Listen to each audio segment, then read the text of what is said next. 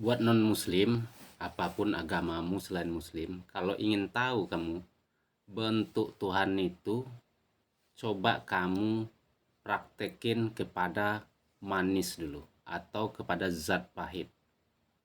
Bisa juga zat asam. Nah, ini kita kupas saja tentang zat manis. Zat manis ini bisa berada di pada buah-buahan yang sudah matang. Rata-rata buah-buahan yang sering kita makan itu zatnya manis.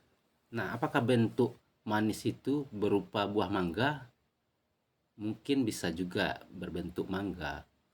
Atau manis itu ada pada pepaya. Nah, apakah pepaya itu kita bilang manis? Ya, tentu kalau pepaya udah matang bisa kita bilang manis. Sedangkan di air yang cair ada juga zat manis, yaitu air kelapa. Air kelapa, air tebu. Nah, ini manis. Jadi, bentuk manis sesungguhnya itu nggak bisa kita ponis kepada suatu benda. Begitu juga bentuknya Tuhan. Mungkin oke-oke saja. Saat itu bentuk Tuhan bisa menyerupai benda yang kalian kenal. Tapi bukan berarti Tuhan itu bentuk seutuhnya sedemikian. Mungkin saat itu Tuhan kalian yang kalian lihat itu berbentuk manusia yang suci. Kala itu bisa jadi Tuhan itu berbentuk itu di saat itu, tapi bukan berarti itu Tuhan. Nah, seperti zat manis ini, kita tidak bisa memastikan zat manis itu bentuknya seperti apa.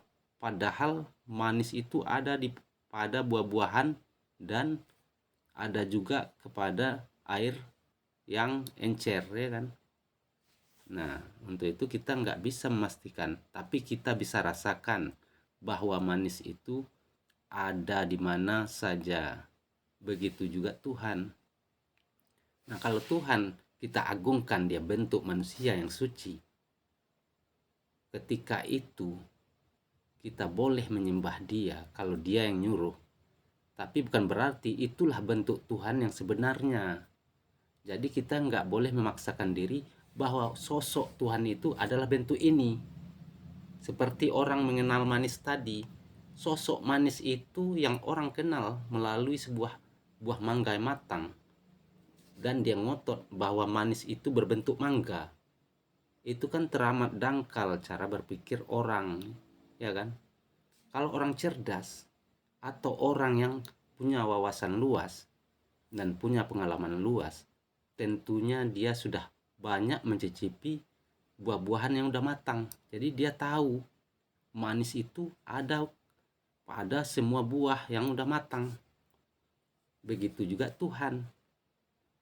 Mungkin suatu kaum mengagumi seorang yang bersifat Tuhan, bisa menghidupkan orang mati, bisa menyembuhkan orang buta, tapi bukan berarti dia Tuhan. Namun saat itu kuasa Tuhan ada pada dirinya. Tentunya kita, kalau kita sudah sekolah, kita sudah hidup lama, tentunya kita lebih berpengalaman dan kita tidak boleh menentukan bentuk Tuhan itu, karena itu teramat tipis sekali, seperti kulit ari. Jadi kita harus bermental luas, karena Tuhan itu adalah zat. Zat itu seakan seperti zat manis tersebut, yang gak bisa dilihat tapi bisa dirasa. Demikian pula Tuhan. Tuhan itu ada, tapi tidak bisa kita rasa. Seperti kita memukul pipi kita, terasa sakit, tapi bentuk sakit itu tak bisa kita wujudkan, tapi bisa kita rasakan. Begitulah Tuhan yang sebenarnya.